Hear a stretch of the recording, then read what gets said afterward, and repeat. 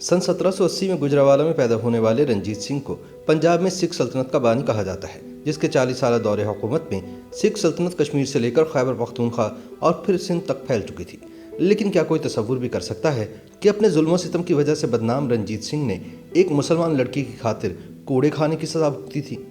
तारीखी हवालों के मुताबिक जब महाराजा रंजीत सिंह ने अमृतसर में मुनक्किदा रक्सो सरूर की एक शाही महफिल में एक 18 बरस की पेशेवर रक़ासा और गायक को फ़न का मुजाहरा करते हुए देखा तो वो उसके हुस्न और आवाज़ के सहर में ऐसा खोया कि उसे अपना दिल दे बैठा।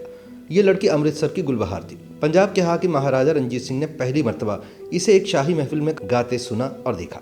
उसी वक्त महाराजा ने गुलबहार का क़ुर्ब हासिल करने की कोशिश की। महाराजा इस लड़की को अपनी महबूबा बनाकर रखना चाहता था, मगर गुलबहार ने ऐसा करने से इनकार कर दिया।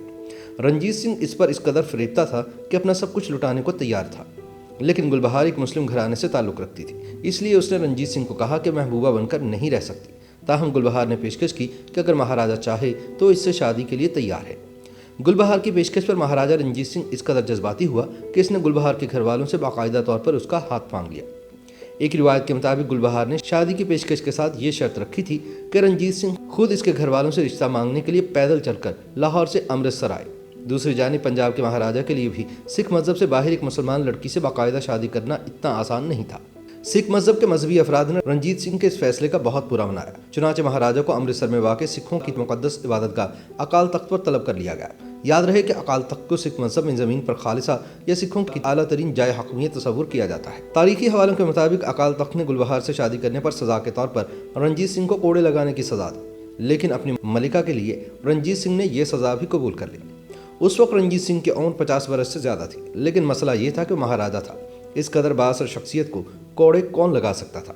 दूसरी तरफ अकाल तख्त का हुक्म भी था, जो रद्द करना रंजीत सिंह के लिए भी मुमकिन नहीं था। इस मामले का हल ये निकाला गया कि रेशम के कपड़े से बना एक कोड़ा तैयार किया गया, जिससे रंजीत सिंह को पीटा गया और सज़ा पूरी हो गई।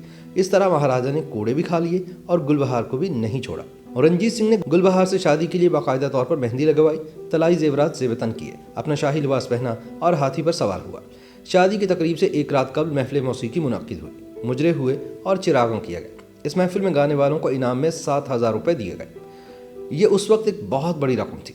शादी की तकरीब धूमधाम से हुई, जिसके बाद शाही जोड़ा अमृतसर से लाहौर के लिए रवाना हुआ, लेकिन लाहौर में दाखिल होने से कबल दरिया रावी का एक छोटा सा नाला इनके रास्ते में हायल हो गया। अगर कोई और होता तो वो पैदल चलकर इसको अबूर कर सकता था, लेकिन गुलबहार अब लाहौर की मलिका थी। यह कैसे हो सकता था कि मलिका पालकी से उतरकर पैदल चलकर नाला अबूर करती। गुलबहार ने ऐसा करने से इनकार कर दिया। कहा जाता है कि इस नाले के ऊपर एक पुल तामीर किया गया, जिस पर चलकर मलिका ने नाला अबूर किया। बाद में ये पुल कंजरी या कंजरी के पुल के नाम से मशहूर हुआ। इसका कुछ हिस्सा आज भी मौजूद है। पाकिस्तान और इंडिया के दरमियान सन 1971 की जंग के दौरान ये पुल काफ़ी ज़्यादा खबरों में रहा था। ताहम गुलबहार बेगम से शादी के 8 बरस बाद रंजीत सिंह की मौत वाक़ हो गई। इसके कुछ ही अरसे में अंग्रेज़ पंजाब पर पूरी तरह काबिज हो गए। रंजीत सिंह की आखिरी बेगम जिंदा को देश निकाला दिया गया, क्योंकि उनके बेटे दिलीप सिंह को ही रंजीत का जानशीन मुकर्रर किया गया था। बहार बेगम की अपनी कोई औलाद नहीं थी, इसलिए इनसे अंग्रेज सरकार को कोई खतरा नहीं था। महाराजा की अहलिया होने के नाते गुल बेगम के लिए माहाना वजीफा मुकर्रर कर दिया गया, जो तकरीबन 1200 रुपये था। गुलबहार ने एक मुसलमान लड़के सरदार खान को गोद ले रखा था। सन 1851 में गुल बेगम ने अपने लिए लाहौर के कदीमी मियानी साहब कब्रिस्तान के पहलू में बाग गुल बेगम तामीर करवाया। इस बाग में इन्होंने अपना मकबरा भी तामीर करवाया। इसकी दीवारों पर बने नक्शो निगार तो मिट चुके हैं, ताहम मकबरे के अंदर छत और दीवारों पर बने खूबसूरत नक़ूश आज भी ऐसे दिखाई देते हैं जैसे कल ही बनाए गए हों। इस बाग की तामीर के तकरीबन 10 बरस बाद गुल बेगम भी वफात पा गई और इन्हें इसी मकबरे में दफन किया गया। बाग गुल बेगम आज भी उसी जगह मौजूद है, ताहम इसकी हालत इंतहाई खस्ता हो चुकी है।